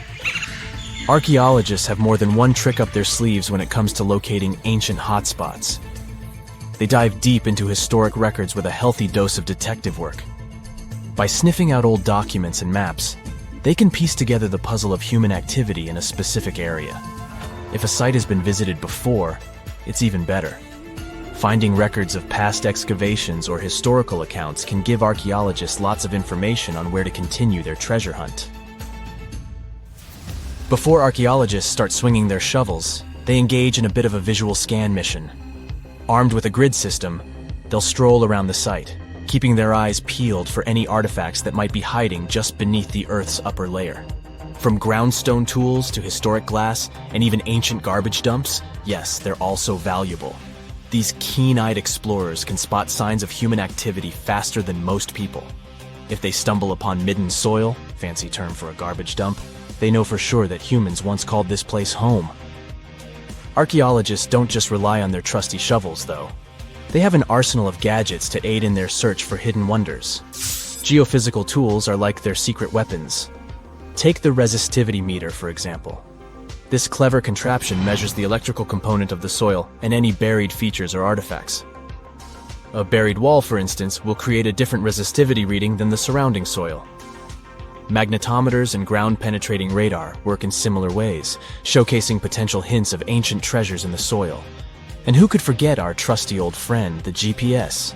It helps archaeologists map out precise locations, like a high-tech treasure map, leading them straight to their pot of gold. Care to virtually visit some of the most important archaeological sites in the world? Well, follow me. In the United Kingdom, for instance, you'll find this interesting place called Stonehenge. It's one of many henges scattered around, but this one really takes the cake. Picture this: massive ancient stones standing tall and proud, arranged in a funky outer ring and an inner horseshoe, with some smaller stones thrown in for good measure. And guess what? These amazing stones have been around for over 5,000 years. Talk about a serious case of rock-solid longevity. Now, here's where it gets interesting. According to local folklore, the legendary wizard Merlin whipped out his magic wand and poof! He teleported these massive stones all the way from Ireland. Apparently, some giants had assembled them there, but Merlin decided they would look much better at their new location. Others think it's just the ruined remains of an old Roman spiritual edifice.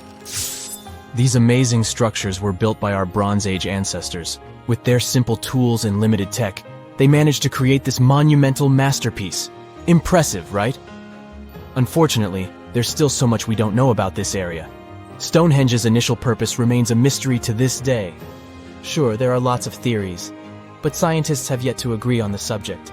However, we do know that it's perfectly aligned to catch the sunrise during the summer and winter solstices.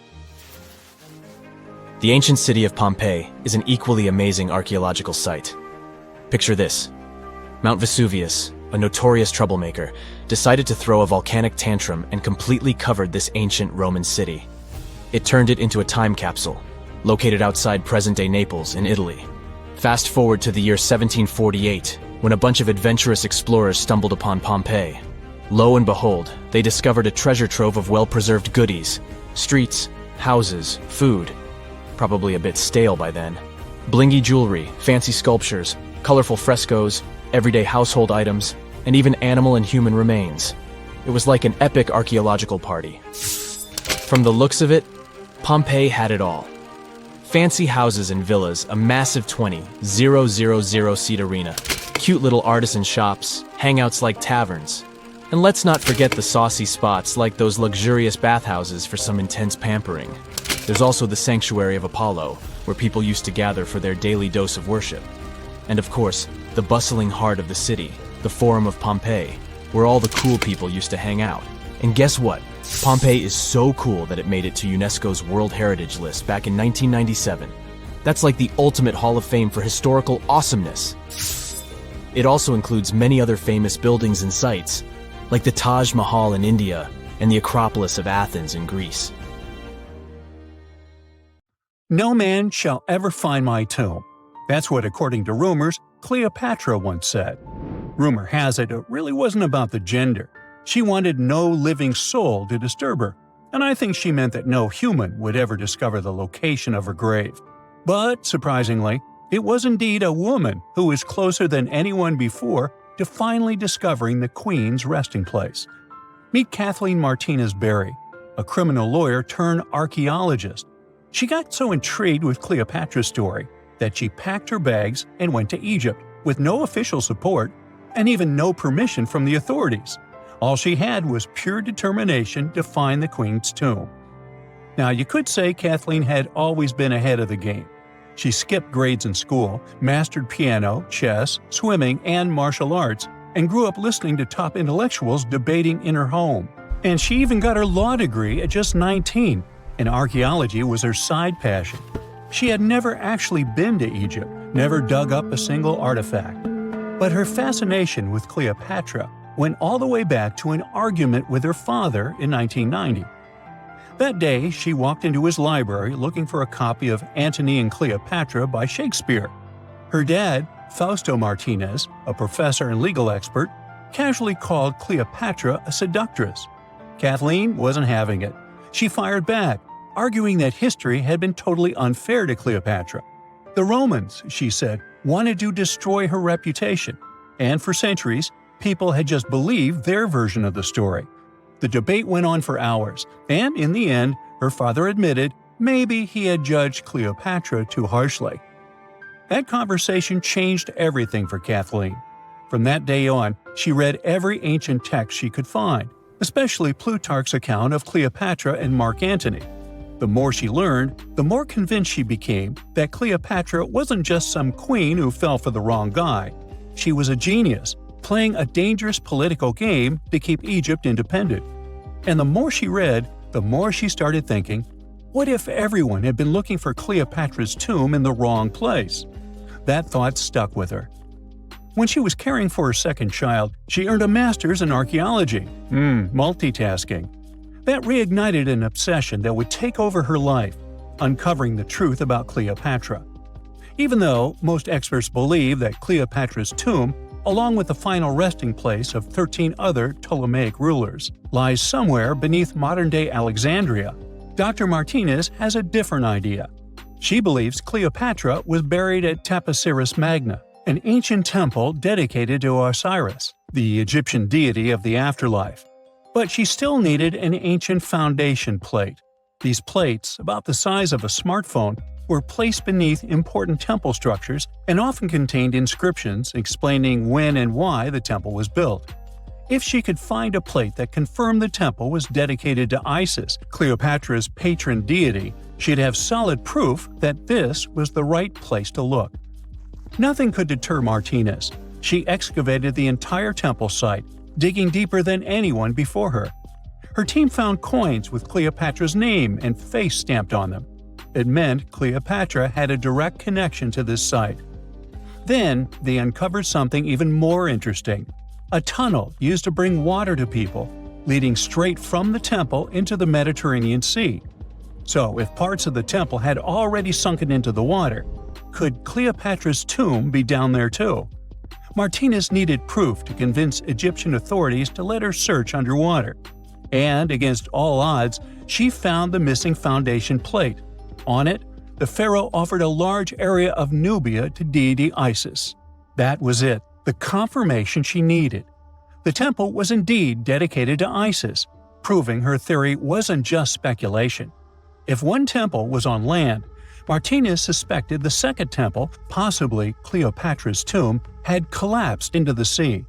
She needed help from experts in underwater archaeology, so she reached out to Robert Ballard, the guy who discovered the Titanic. With support from the Egyptian authorities, she and her team began exploring the waters off the coast of Alexandria. And what they found was mind-blowing. Underwater, they discovered massive stone structures, some standing 6 to 10 feet tall, right where the coastline would have been thousands of years ago. They also found basalt blocks, the same material used in the statues from the first temple. That meant one thing: those weren't just random rocks. They were the remains of a lost city, buried beneath the sea for centuries. Now, we can only wait and see whether Martinez and her team will be able to unravel one of the greatest mysteries of the past left by the outstanding woman that was Cleopatra. Here's some backstory. After her father, Ptolemy VII, passed away, Egypt's throne went to both Ptolemy VIII and Cleopatra, or so it seemed. Cleopatra, just 18 at the time, allegedly married her 10-year-old brother. Yeah, ancient royalty had some different customs, though there's no solid proof of that. But sibling love didn't last long. Young Ptolemy decided he wanted all the power for himself and tried to push Cleopatra out. Forced to flee the country, she didn't just sit around feeling sorry for herself. She raised an army, ready to march back and take what was hers.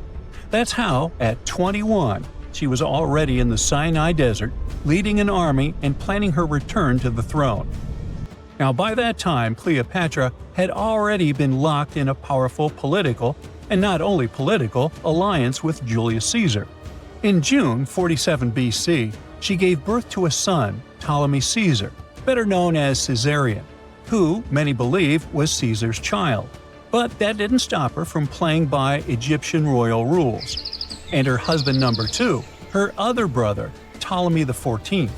Yep, despite her ongoing affair with Caesar, Cleopatra married yet another sibling, because, in her world, keeping the throne in the family was the name of the game. Now, marriage aside, Cleopatra's bond with Caesar stayed strong. She even traveled to Rome with Ptolemy XIV for a state visit. But instead of playing the role of a dutiful queen, she stayed in Caesar's private villa by the Tiber River. But after Julius Caesar lost his life in 44 BCE on the Ides of March, Cleopatra's political standing became shaky. To make matters worse, her brother-husband Ptolemy XIV passed away soon after, and some suspect Cleopatra had a hand in it, leaving her as the sole ruler of Egypt. Meanwhile, back in Rome, Mark Antony was rising to power as Caesar's presumed successor. Wanting to size up the Queen of Egypt, he summoned Cleopatra, and she did not disappoint. Sailing into town on a lavish barge dressed as a deity, Cleopatra made quite an entrance. Antony was instantly mesmerized, so much so that he left his third wife back in Rome and followed Cleopatra to Alexandria, where their relationship turned into a full-blown royal affair. The two had 3 children together. Together, they waged war against Caesar's adopted son, Octavian, in a battle for control of the Roman Empire. The last time the queen was seen, she was in her mausoleum, dressed in full royal splendor, diadem on her head, lying on what Plutarch called a golden couch. When Antony and Cleopatra lost at Actium, Octavian's forces marched into Alexandria. Cleopatra apparently knew the end was near, so she locked herself inside her mausoleum, surrounded by gold, silver, pearls, and priceless art. Those were the treasures she threatened to burn rather than let the Romans take them. Antony, meanwhile, wasn't going to let the Romans capture him alive. He wounded himself with his own sword, but before he passed away, he was carried to Cleopatra's side. She held him as he took his last breath in her arms. A little over a week later, Cleopatra made her own choice. Rather than face humiliation as Octavia's prisoner, she ended her life. Legend says it was the bite of a deadly asp, though history isn't quite clear on that. At the time, Cleopatra was only 39. Sounds like a rather full life to me. Before we get into the reason why and how there are pyramids all around the world, let's talk about some of the examples. I'll start with the Pyramid of the Sun in Mexico. These folks really knew how to build a city. Their well-planned urban center spanned over 7 square miles and boasted several pyramids. But the Pyramid of the Sun is the most impressive. This giant pyramid was built way back in 100 CE and is one of the biggest structures of its kind in the whole Western Hemisphere. It's so big that it's 216 feet high above the ground. If you ever find yourself in this ancient city, you won't be able to miss the Pyramid of the Sun. It's right there on the east side of the Avenue of the Dead, the city's main north-south street. To build this incredible pyramid, around 1 million cubic yards of material were used, including a special kind of red volcanic rock called horizontal. Impressive, huh? We don't know too much about the people who built the Pyramid of the Sun or its purpose. But archaeologists believe there was once a temple on top of it. When explorers went below the pyramid in the 1970s, they found a bunch of cool tunnels and chambers. In 2011, they even found a secret stash of clay pots, obsidian pieces, animal bones, human figurines, and a mask. Who knows what other secrets the pyramid is hiding? If you decide to see this one, you must climb the pyramid using the 248 uneven steps on the west side. Watch your step. Sudan got some pyramids too. Nubian pyramids aren't as big as the ones in Egypt, but they still got around 200 of them. These ancient pyramids have been home to the tombs of the pharaohs of the Meroitic kingdom for almost 1,000 years, who ruled Egypt from Nubia to the Mediterranean Sea.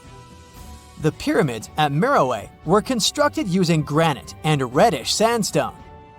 Oh, and did you know that Sudan has more ancient pyramids than Egypt? The Kushite pyramids depict the indigenous architecture and burial traditions of Nubia's Napata and Meroe kingdoms, which ancient Egypt influenced. Meroe, the burial site of over 40 queens and kings, is the most extensive Nubian pyramid site. The tomb walls depict mummified royals bedecked in jewelry, their wooden caskets containing bows, quivers of arrows, and other artifacts pointing to the Meroitic relationship and trade with Egyptian and Greek civilizations. So if you're looking for some ancient tombs to explore, you may consider skipping the crowds in Egypt and heading on down to Sudan. Let's fly to Iraq to see some more pyramids. Ziggurats have fancy receding layers and tiered temples.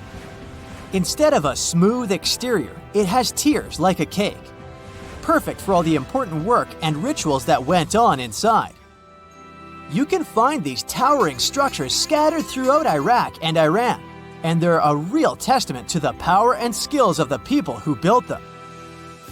One of the biggest and most impressive ziggurats is the ziggurat at Ur. It's basically a giant rectangular pyramid that stands a whopping 70 to 100 feet tall, with 3 levels of terraces and a temple on top. Can you imagine how many baked bricks it took to build that thing? Try 720,000 for just the lower portion. This particular ziggurat was built for Sumerian king Ur-Nammu. Similar to other ones, this pyramid has been around for thousands of years, so it got a little rough around the edges. Thankfully, the Babylonian king Nebuchadnezzar II and some archaeologists came to the rescue in the 6th and 20th centuries respectively, and now you can find this near Talil Air Base. The ziggurat at Ur was built in 2100 BCE by King Ur-Nammu for the moon deity Nana. It was the tallest building in the city, and you could see it from miles around. It was like the medieval cathedral spire of its day. People would come here to bring their agricultural surplus and get their food allotments and seek spiritual nourishment. Sadly, the Nana temple at the top of the ziggurat didn't survive, but we do have some blue glazed bricks that may have been part of its decoration. The lower parts of the ziggurat are pretty amazing though. The architects even included holes in the temple's baked exterior to let the water evaporate from its core. Since we explored some of the pyramids on our planet, let's take a broader perspective. They can be found in many parts of the world. Egypt has over 100 pyramids, double that number in Sudan, and dozens of others are scattered in the Middle East and China. The Americas have the most pyramids in total, with more pyramids than the rest of the world combined. These pyramids are located in Mexico, Guatemala, Honduras, and El Salvador. Time to know more about the evolution of pyramids through history. The oldest pyramid is in Egypt. This pyramid was a step pyramid, which was created by placing one layer of stone on top of another. The pharaoh Sneferu is credited with creating the pyramid shape we recognize today. During his 45-year reign, he built 3 pyramids. His first 2 attempts failed, but he finally got it right with the Red Pyramid, which is considered the first true pyramid. It was Sneferu's son, Khufu, who built the Great Pyramid of Giza, which was the tallest human-made structure on Earth for almost 4,000 years. Latin American pyramids are similar to early Egyptian step pyramids, but they were built independently, with no knowledge of each other.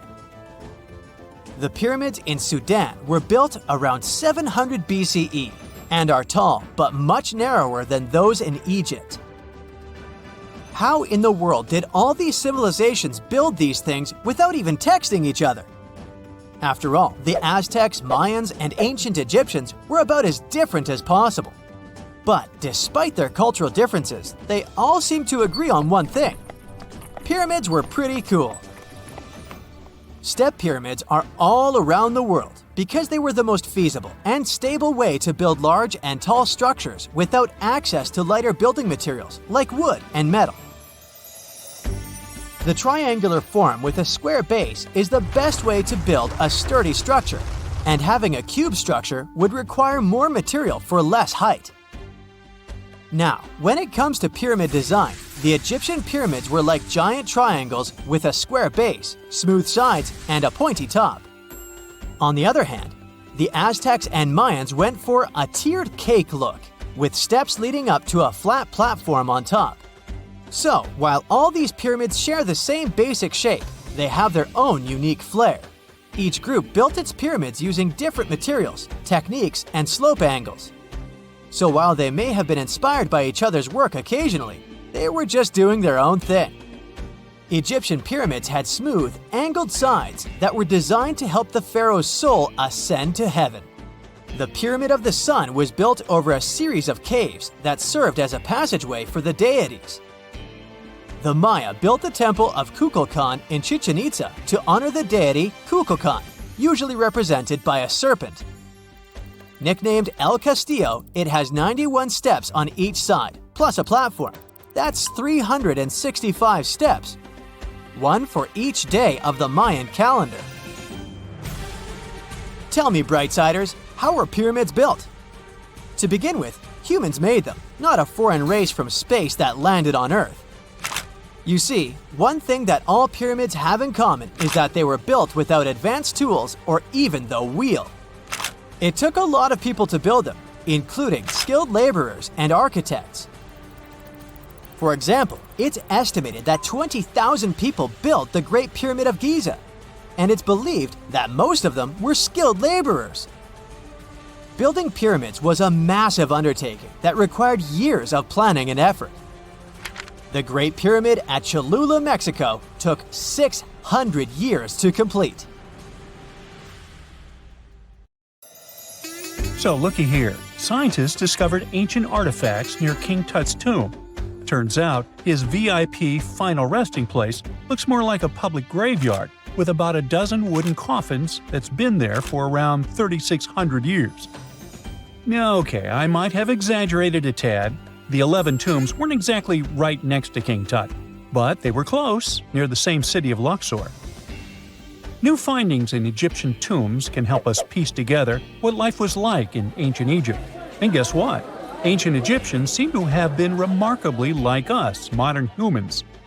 Say, the women have always loved jewelry, and archaeologists retrieved a beautifully made necklace with 30 amethyst beads and 2 agate beads, plus a hippo head amulet. Bet it was all the rage back then. Researchers also discovered 2 copper mirrors. One had a handle shaped like a lotus, and the other was decorated with Hathor, the ancient Egyptian deity of the sky, women, fertility, and love. These recent excavations near Tutankhamun's burial site led to another jaw-dropping revelation. For the first time in thousands of years, fragments of Queen Hatshepsut's Valley Temple were uncovered. This fearless woman was thought to be the second female pharaoh, who ruled with both courage and wisdom, leaving a legacy as solid as the stones themselves. Her temple, hidden for ages, opens a window into a time filled with power, intrigue, and spiritual devotion.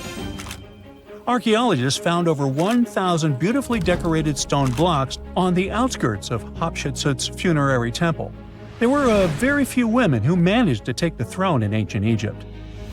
Another tomb was found nearby, and it belonged to the overseer of Queen Teti Nebu's palace, whose name was Thutmose II.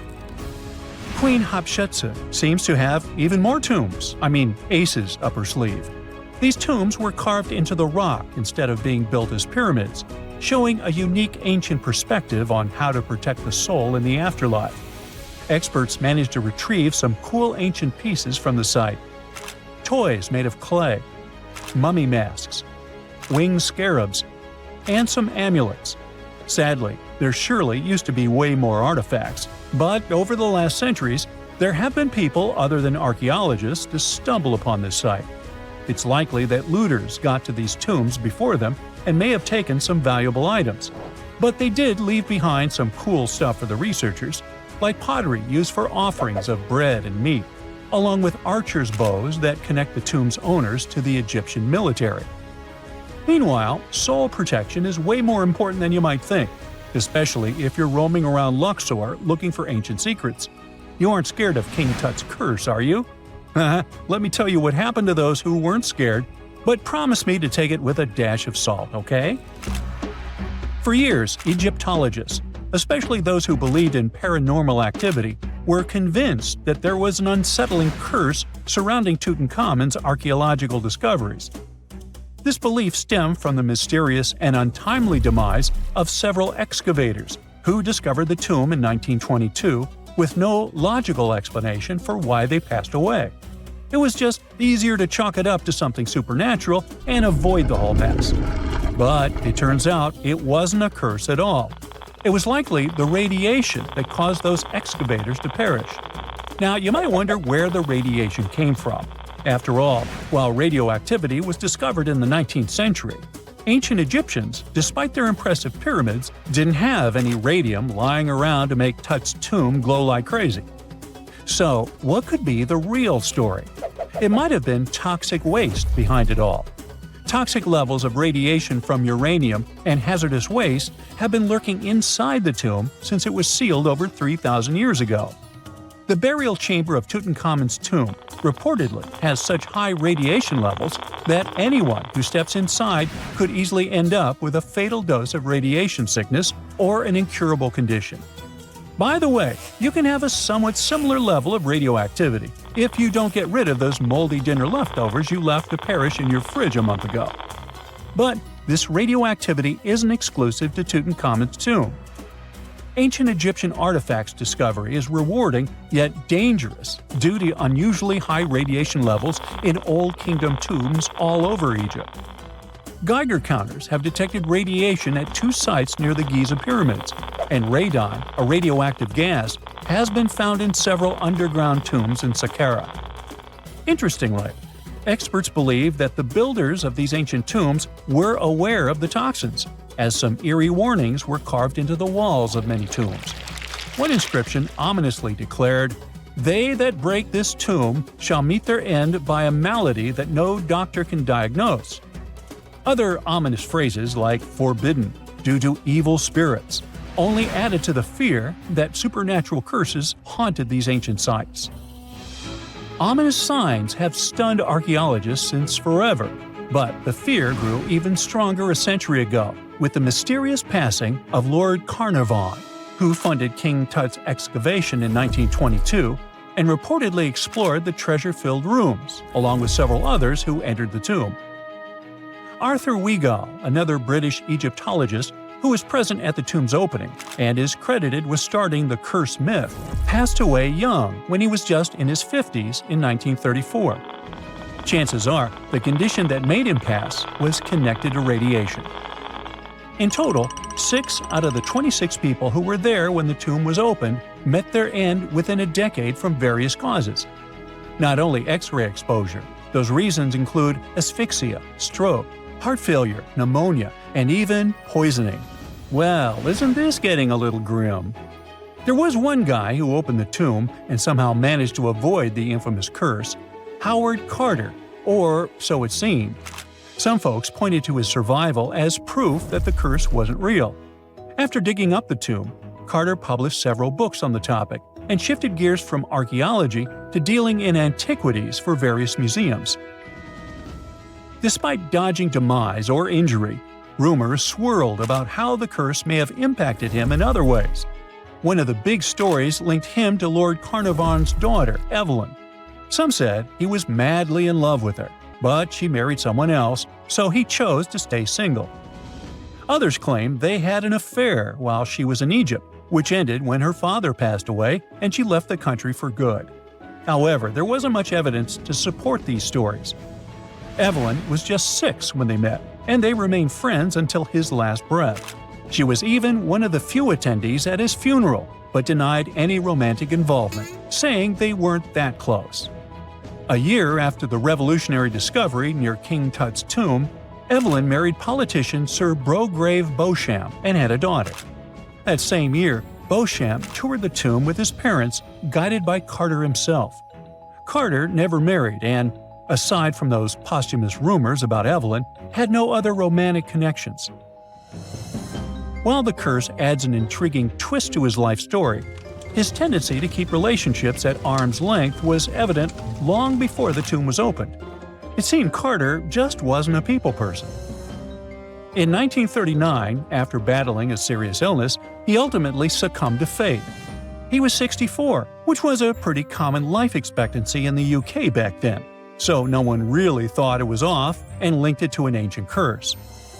When he passed, it turned out he had several artifacts from Tutankhamun's tomb in his London apartment, which were eventually sent back to Egypt, marking what some viewed as the curse's end. Who knows? Maybe if he hadn't had all those ancient souvenirs at his place, he would have lived way longer. But all the other demises might seem off. The curse theory was likely fueled by some strange events during the excavation. Carnarvon got a mosquito bite that became severely infected, and around the time they opened the tomb, Cairo experienced a bizarre power outage and a freak sandstorm. Back in England, the Earl's dog, Susie, managed to escape from Carnarvon's house and began barking frantically at seemingly nothing. At least that's what the staff and family saw. Strangely enough, at the very moment her owner's heart stopped, Susie started howling and fell down without showing any signs of life. Maybe radiation didn't play a crucial role after all, and those were indeed ancient artifacts from King Tut's tomb that made them all perish. Spooky, huh? One of the most unexplored and mysterious places on Earth is located in plain sight. It's one of the most majestic monuments of humankind. The wonder of the ancient world hides a secret that scientists and archaeologists still can't solve. This is the Great Sphinx of Giza in Egypt. The huge sculpture of a lion with a human head was carved out of rock about 4,500 years ago. Scientists still don't know the exact date of its creation and are also unaware of who built it and what for. There are many assumptions and theories, but none of them has been confirmed. Most people have seen this majestic sculpture either in photographs or in reality, but almost no one knows what's hidden underneath it. The statue of the Sphinx was carved from a single piece of limestone. It was painted. The remains of color pigment on the surface prove this. In the distant past, the Sphinx looked much brighter and more colorful than what we see now. But even after thousands of years, its greatness hasn't diminished. And by the way, Sphinx is not the real name. It was invented by the Greeks about 100 years or more after its creation. Initially, the Egyptians called the statue Hor-em-Akhet. There are many legends and theories saying the Sphinx is there for a reason. It's like a watchdog that guards the tomb of the pharaoh and the secrets of ancient Egypt. These legends become more plausible when archaeologists discovered hidden entrances at the feet of the Sphinx. They believe that these secret passages are the beginning of the tunnels leading to the halls with treasures. You can find a lot of stories on the internet that claim the Sphinx hides the Hall of Records, a repository filled with ancient and secret knowledge. One of the main artifacts of this repository is supposed to be the records of the ancient mythical state of Atlantis. According to legends, the entire library from this city was moved under the Sphinx. The entrance to this library must be located next to the Sphinx's right paw. Many archaeologists tried to find this entrance, but came away empty-handed. Also, there are many images with detailed diagrams of the underground city that consists of a network of tunnels and chambers under the Sphinx. Someone says there are structures as tall as 12-story buildings hiding underground, but there's no evidence of this. Archaeologists, even after millennia, continue to explore the mysterious sculpture. At the same time, many Egyptians don't want to learn more about the Sphinx. They're terrified of awakening something supernatural. In 1998, scientists discovered tunnels leading to empty caves under the Sphinx. They found evidence of earlier excavations there. It's quite possible that someone managed to find the treasures and take them away. Some people believe Egyptians found some kind of artifact under the Sphinx that has the power of unknown advanced technologies. The artifact is so powerful that it can change the course of history. Of course, most theories are just fairy tales of conspiracy fans, but it's a confirmed fact that the Sphinx hides a system of caves and rooms. There are so many rumors surrounding the Sphinx that it's impossible to understand what's true and what's false. In any case, it's difficult and dangerous to study the sculpture because active excavations can destroy it. And then the entrance to the underground rooms can get blocked by rocks and lost forever. Also, further exploration requires a lot of money, and financing is not always easy to find. But the main reason? It's too risky. There's no guarantee that people will be able to get out of the underground labyrinths. For these reasons, scientists and archaeologists have been exploring this majestic structure for so long. Another famous architectural monument with a secret is Mount Rushmore in South Dakota. Everyone admires the images of the US presidents' faces carved into the rock, but few people know that there's a secret room hidden behind the head of Abraham Lincoln. The architect of Mount Rushmore wanted to carve slabs on the rock with the record of the main stages of the country's history. But his plan was too complicated to carry out. Then he was offered to implement it on a much smaller scale, to build a secret room inside the mountain. The idea was to save this knowledge so that future generations will always remember the history of their country. Unfortunately, the architect didn't have time to finish his work. The construction stopped for several decades. But in the late 90s, the project was resumed. Porcelain enamel panels depicting the history of the US were placed in the room. It's possible that these plates will be stored there forever. But people can't see them, at least for now. The room is inaccessible to tourists as it's too difficult to get inside. Another secret room is located in the Empire State Building. More precisely, it's not even a room, but a place where you can take cool photos. Almost all tourists gather on the observation deck of the 86th floor to enjoy a stunning view of Manhattan. But there's another deck with panoramic windows on the 102nd floor. There are way fewer people there because almost no one knows about that place. Fortunately, access to this deck is open to everyone. You probably won't have to wait in line for a long time to take a photo. You'll feel special because you're in such a secret place where there are almost no people. But the coolest place is even higher, on the 103rd floor. This is a spacious observation deck where celebrities get their photographs taken. It's not a public place, but if you know the right people, you can get there. There are almost no security measures on the site. Only a low ledge between you and an abyss. That's why crowds of people are forbidden from coming here. It's not so easy to get there, and you're unlikely to succeed without a guide. First, you need to choose the right elevator that will take you there. Then you'll go through several engineering rooms filled with pipes, electrical panels, and other technical stuff. The final part of your way is a set of stairs inside a tiny corridor. And here you are, at the top of New York. Now we're in Paris. See the Eiffel Tower? Inside it, there are restaurants and observation decks. But if you try hard, you can find a secret apartment. Now it's a museum, but it was built so that people could live in it. The architect of the tower, Gustav Eiffel, created this apartment in 1889 for himself. It's almost at the very top of the Eiffel Tower. Imagine what a beautiful view he observed every day. He was the first and only tenant. No one else could gain access to this place. When the architect passed away, the apartment remained empty for a long time. Only recently, they restored it and turned it into a museum. Inside, the epoch of the last century is recreated. They even put wax figures of Gustav Eiffel, his daughter, and the American inventor Thomas Edison inside the room.